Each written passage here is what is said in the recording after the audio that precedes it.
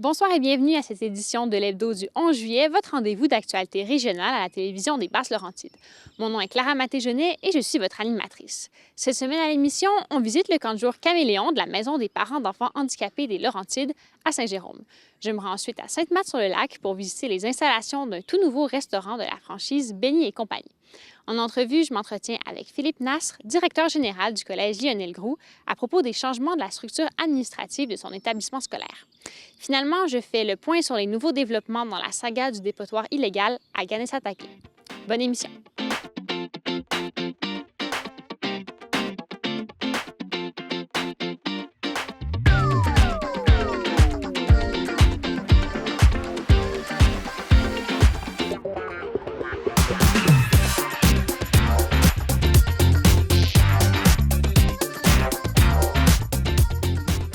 Hier, la Fondation de la Fédération des médecins spécialistes du Québec était de passage à Saint-Jérôme pour visiter le camp de jour Caméléon, spécialisé dans les services de soutien aux personnes ayant une déficience intellectuelle et à leur entourage.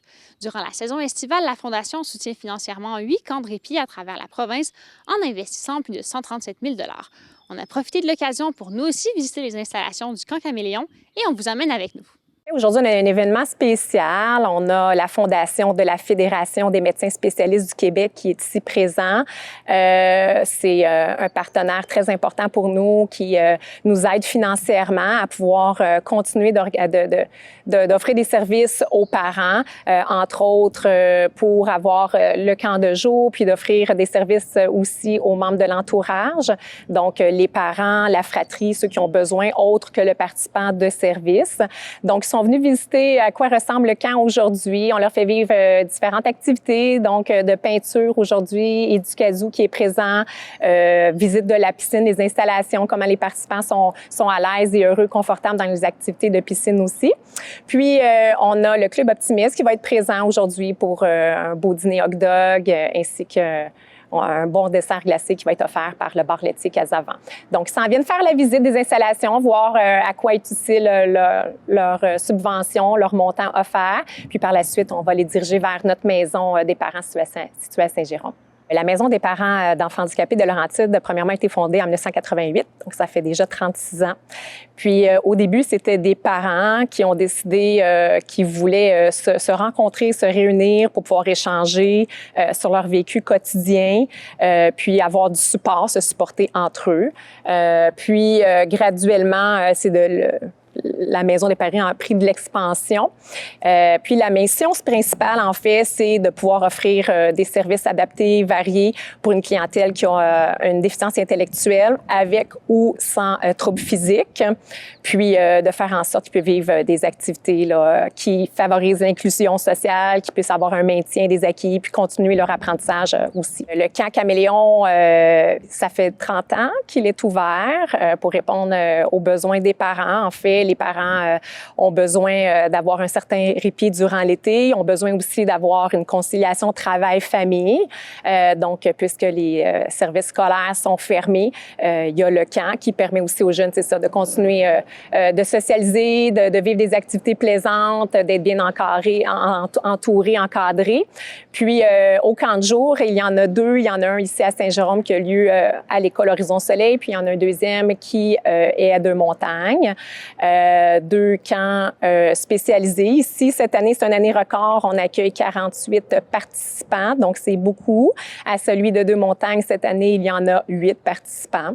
Donc, durant l'été, qui a lieu durant 6 semaines, ils vont vivre plusieurs activités. Donc, il va y avoir des entreprises qui vont se rendre ici pour faire des activités comme de la danse, de la musique. Ils vont recevoir aussi des séances de massage et du kazoo aussi pour pouvoir voir les animaux faire de la zoothérapie. Ils vont se rendre aussi à la piscine 3 fois par semaine. En fait, il y a une piscine à l'école, donc 3 fois par semaine peuvent se rafraîchir, se baigner. On a un parc très, très près d'ici où ils peuvent avoir accès à des jeux d'eau aussi. Puis, à chaque semaine, il y a une thématique. Donc, ils vivent des activités différentes, culinaires ou autres, artistiques. Donc, plusieurs animations qui sont offertes ici pour eux au camp. Il n'y a pas de tant d'organismes là, pour les personnes en situation d'handicap dans le coin, encore moins pour de la déficience intellectuelle. On retrouve des fois un peu plus le volet trouble du spectre de l'autisme. Donc, en déficience, on est les seuls dans les Laurentides, dans la MRC Rivière-du-Nord. Donc, on dessert principalement la MRC Rivière-du-Nord. Donc, de l'ensemble des jeunes qui viennent vont provenir de cette MRC-là, mais ils vont venir aussi de Thérèse de Blainville, de Pays d'en Haut aussi, ainsi que de Deux-Montagnes. Je dirais le principal défi, c'est la recherche d'intervenants. C'est certain que c'est un camp de jour spécialisé, adapté en déficience intellectuelle, avec d'autres troubles associés. Donc, c'est certain que c'est plus difficile d'aller chercher du personnel, mais on y arrive. Donc, on est choyé cette année. Tous les postes à combler l'ont été. Mais c'est beaucoup de logistique aussi par rapport à l'équipement. Plusieurs participants doivent se déplacer avec soit des marchettes, des fauteuils roulants. Donc, ça prend une école, comme ici, adaptée pour recevoir un camp de jour avec ce type de clientèle-là. Donc, c'est beaucoup de logistique au niveau aussi des déplacements quand on doit se rendre à une activité, au parc. Bon, comment on fait avec les fauteuils roulants et autres, le ratio aussi d'intervenants participants. Donc, c'est beaucoup de choses qu'il faut mettre en place, il faut prévoir, envisager aussi.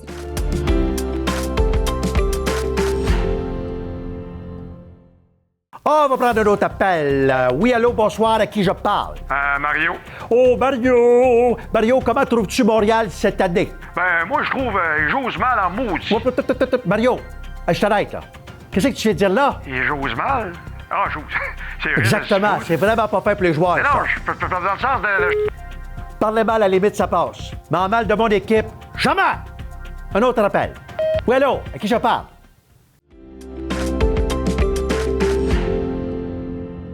Quoi de neuf dans les Basses-Laurentides? Je me trouve actuellement devant une toute nouvelle murale qui vient s'ajouter à l'art public que possède la ville de Sainte-Thérèse. Cette murale qui se trouve sur le côté du cabaret BMO Sainte-Thérèse vient d'une association entre l'organisme de bienfaisance MU qui transforme l'espace public montréalais en réalisant des murales ancrées dans les communautés et Sainte-Thérèse pour célébrer ses 175 ans. Intitulée Stand by 5, l'œuvre représente l'atmosphère et les sentiments d'anticipation, de concentration et de nervosité présentes juste avant un spectacle. L'artiste muraliste irlandais-canadien Doras a souhaité représenter l'expérience d'un artiste d'art vivant en coulisses, moment que le public a rarement l'occasion d'observer. Selon Christian Charon, maire de la ville de Sainte-Thérèse, l'œuvre représente la richesse culturelle de la ville. Sainte-Thérèse étant une ville d'art, de culture et de savoir, cet ajout s'insérait parfaitement dans le cadre de son 175e anniversaire, selon le maire. Le ministre de la Santé, Christian Dubé, et le ministre de l'Environnement, de la lutte contre les changements climatiques, de la faune et des parcs et ministre responsable de la région des Laurentides, Benoît Charette, annoncent la mise en service du tout premier point de service local de la région des Laurentides à Saint-Eustache. Ce PSL, qui intègre la vaccination, les prélèvements et du dépistage, permettra un meilleur accès aux services de santé préventifs pour la population du réseau local de services de Deux-Montagnes-Mirabel-Sud. Il sera possible de prendre rendez-vous pour la vaccination contre la COVID-19, la grippe et le zona, la vaccination générale prévue par le Programme québécois d'immunisation, le dépistage du cancer colorectal et du streptocoque du groupe A et les prises de sang et autres types de prélèvements pour analyse médicale. La prise de rendez-vous est disponible sur le portail Clic Santé ou par téléphone. Le Centre intégré de santé et de services sociaux des Laurentides annonce la mise en service d'un nouvel appareil d'imagerie en médecine nucléaire à l'hôpital de Saint-Jérôme nommé TEPSCAN. Ce nouveau service, une première pour la région des Laurentides, permet de visualiser en 3D le fonctionnement des cellules du corps, ce qui augmente la capacité à détecter certains cas de cancer ou autres problématiques de santé. Grâce à cette technologie, les personnes potentiellement atteintes d'un cancer pourront recevoir un diagnostic précoce et être prises en charge plus rapidement. Ce projet de plus de 11 millions de dollars permettra de réaliser plus de 4 300 examens chaque année. Les tout premiers scans ont été réalisés le 17 juin dernier.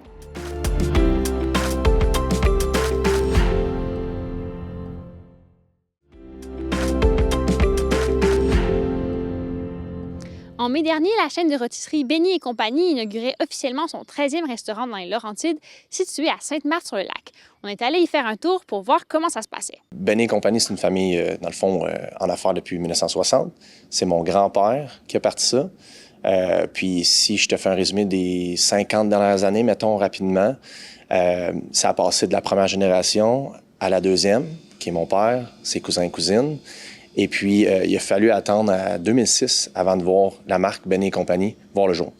Donc, ça a pris un peu de temps, mais toute la famille, dans le fond, Benné est regroupée autour du même projet, la même entreprise qui est Benné Compagnie, dont moi je fais partie.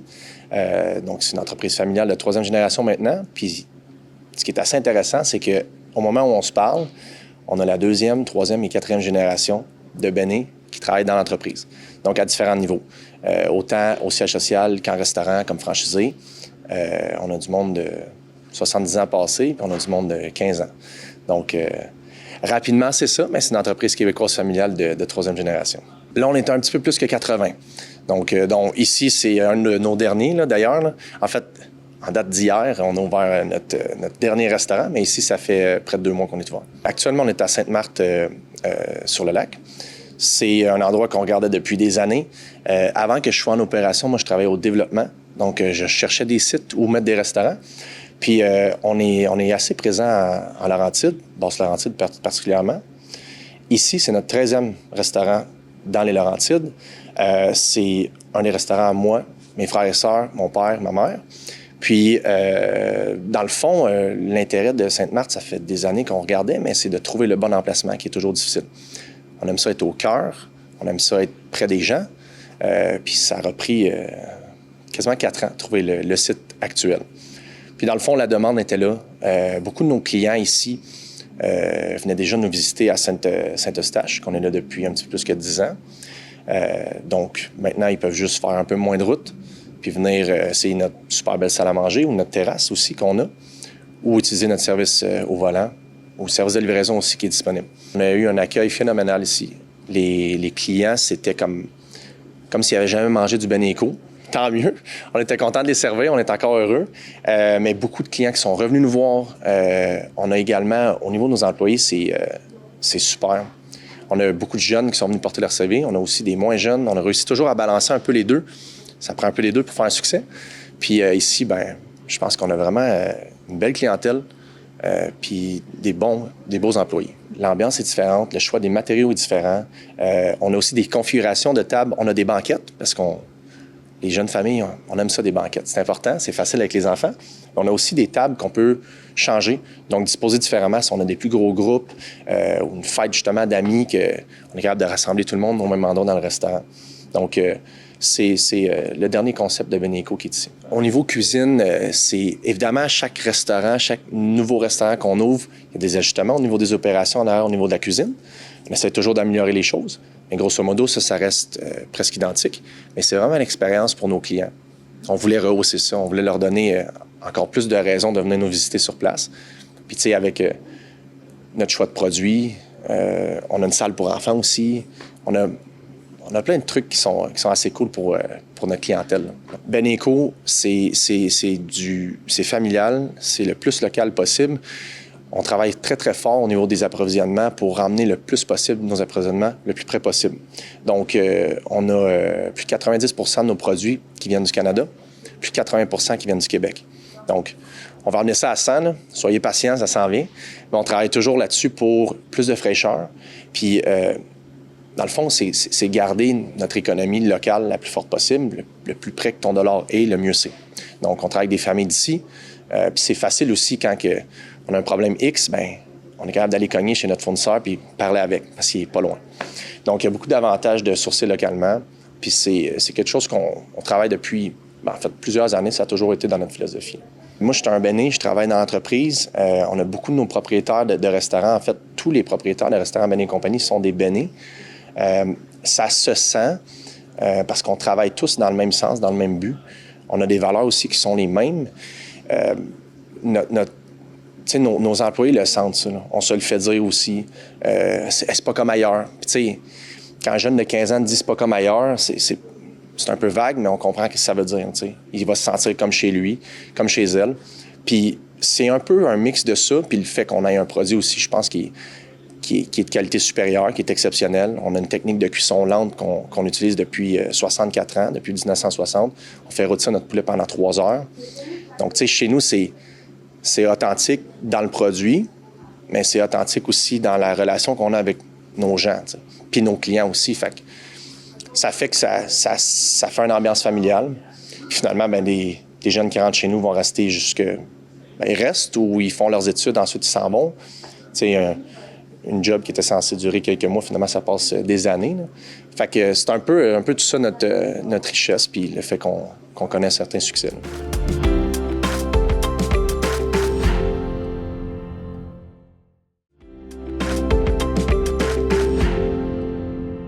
Au printemps 2023, Philippe Nasre est nommé directeur général du Collège Lionel Groulx. Un peu plus d'un an après son entrée en poste, je me suis entretenue avec lui pour dresser un bilan cette année et pour discuter des changements qu'il apporte déjà au cégep. Pour commencer, donc, ça fait un an que vous êtes en poste? Oui, exactement. Je suis arrivé en poste au mois de juin 2023. Je suis au Collège Lionel Groulx depuis 2015. J'étais directeur des études avant, puis maintenant depuis un an comme directeur général. Donc, là, quel portrait vous dressez là, de la dernière année? Un petit bilan peut-être? Bien, ça a été une grosse année au collège. Hein. On a été en négociation dans la fonction publique durant la dernière année.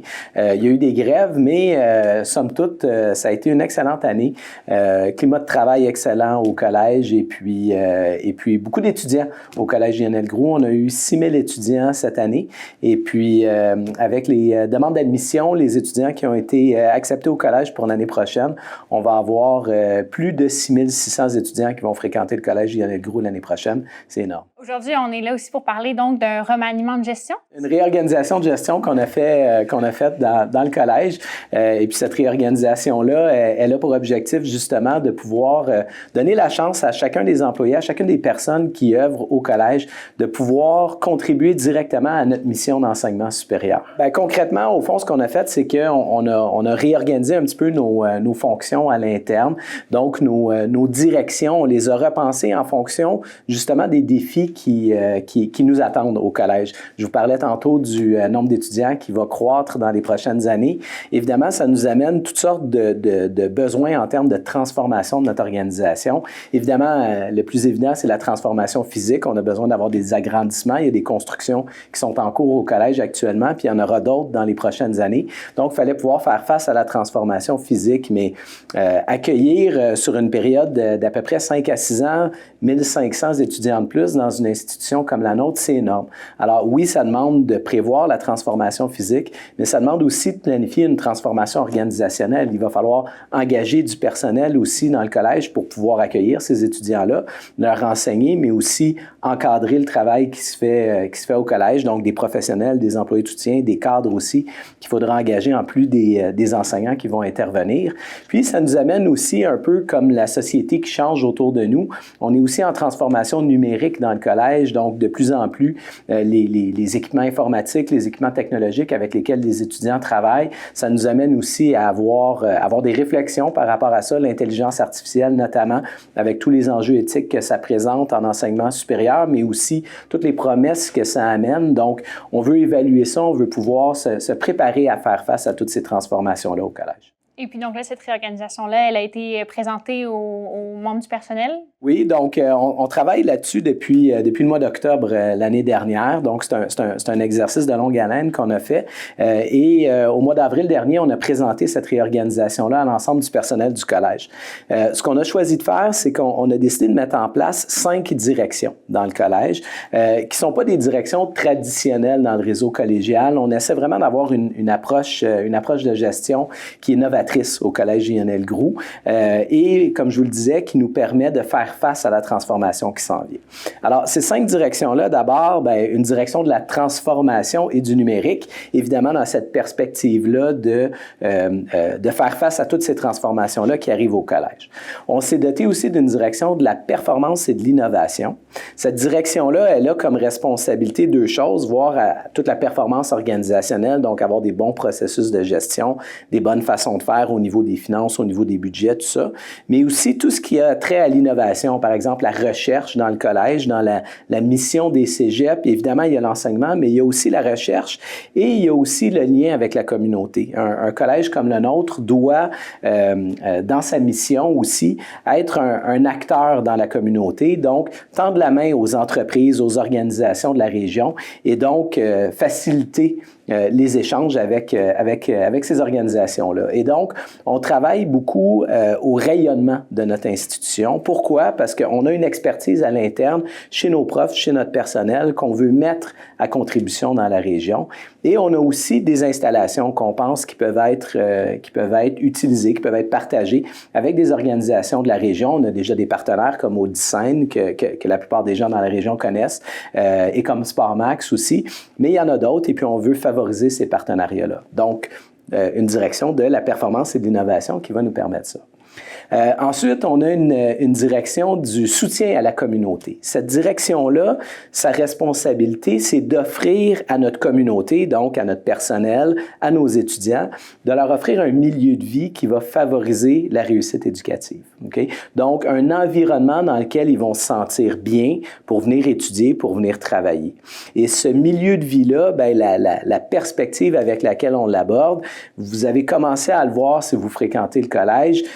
Par exemple, on aurait fait toute la place du quai à l'entrée du collège pour pouvoir repousser un peu les stationnements plus loin du collège et puis offrir un environnement qui est agréable pour que les étudiants puissent aller à l'extérieur. Il y a un petit auditorium à l'extérieur où on peut donner des cours à l'extérieur, des tables, des chaises pour pouvoir profiter du beau temps, profiter du terrain. On a un beau campus à l'INL, alors on veut pouvoir exploiter cet endroit-là, ce campus-là. Et aussi, évidemment, à l'intérieur, offrir des installations qui sont agréables pour nos étudiants, pour notre personnel et des activités aussi. Donc, plusieurs personnes dans la région connaissent les Nordiques, nos équipes sportives ici à l'INL, mais on a toutes sortes d'activités qui sont offertes, parapédagogiques, qui sont offertes à nos étudiants pour qu'ils puissent être au collège, se sentir bien dans ce milieu de vie-là. On a aussi une direction des relations avec la communauté. Donc, encore une fois, le concept de communauté revient. Cette direction-là, elle a la responsabilité, donc, de toutes les relations avec les individus qui fréquentent le collège. Encore une fois, les étudiants, le personnel. Alors, l'objectif, bien, c'est de développer le plein potentiel de chacune des personnes qui vient au collège, employés ou étudiants. Et donc, les relations avec la communauté, bien, souvent ailleurs, on va appeler ça les relations humaines ou les ressources humaines. Il y a ça, il y a les communications aussi dans cette direction-là. Et tout notre soutien aux étudiants qui sont en situation de handicap ou en difficulté, nos services psychosociaux font partie de cette direction-là. Alors, l'objectif, la raison d'être de cette direction-là, c'est vraiment donc la relation entre le collège et l'ensemble de sa communauté. Finalement, la direction des études, qui est la direction qui a la responsabilité de la qualité de la formation et donc qui s'occupe de porter tous nos programmes d'études, autant les programmes de DEC que les programmes d'AEC, les attestations d'études collégiales. Alors voilà, ça résume un peu la nouvelle structure de gestion qui est mise en place avec ces 5 directions-là. Donc, ça va être mis en place dès la rentrée? Oui, on a commencé déjà à le mettre en œuvre. Donc, à la rentrée, tout ça va être déployé. Et il y a déjà quelques services donc, qui ont commencé à œuvrer dans ce nouveau contexte-là. Alors oui, dès la rentrée, toute cette restructuration-là va être mise en place.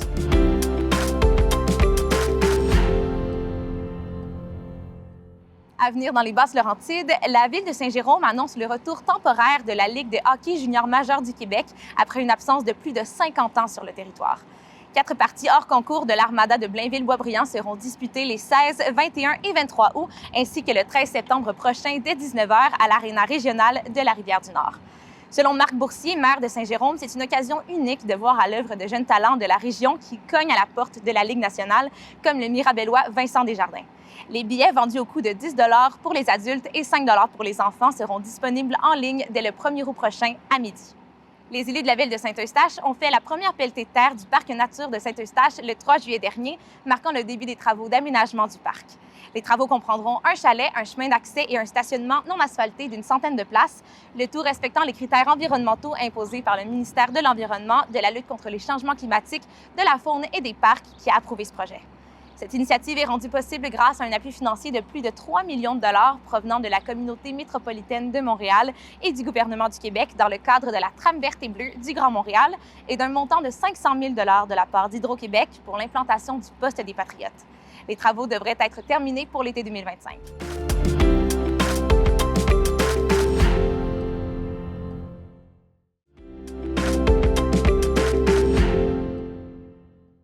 Il y a un mois récemment, des activistes environnementaux de la communauté de Kanesatake ont publié une lettre pour dénoncer l'inaction du gouvernement fédéral dans la question du dépotoir controversé GER Recyclage situé en territoire Mohawk.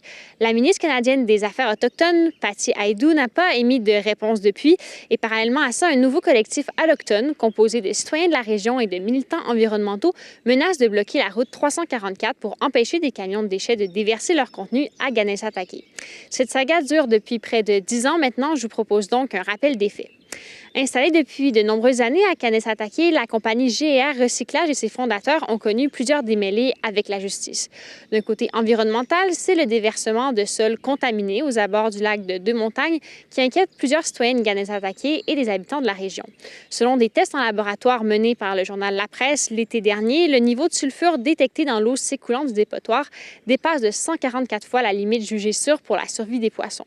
L'Union des producteurs agricoles, elle aussi, met en garde depuis le début de cette histoire contre les conséquences désastreuses que la contamination des eaux pourrait avoir sur les cultures de la région.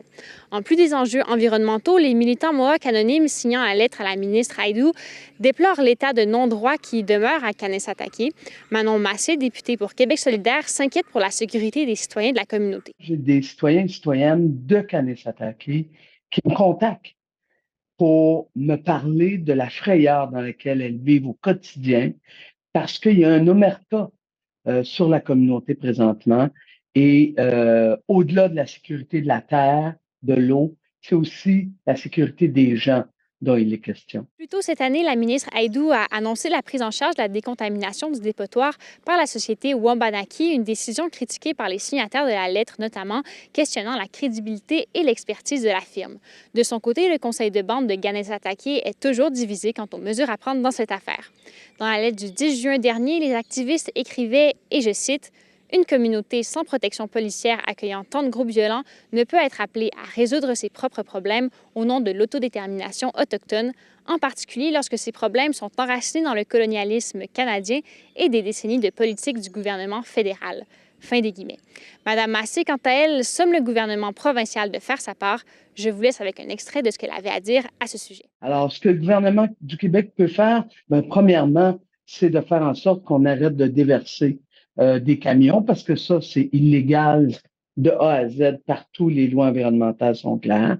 Et ensuite, c'est de forcer le gouvernement canadien à travailler main dans la main pour intervenir sur ce que je dirais, tout l'environnement de l'omerta qui prévaut.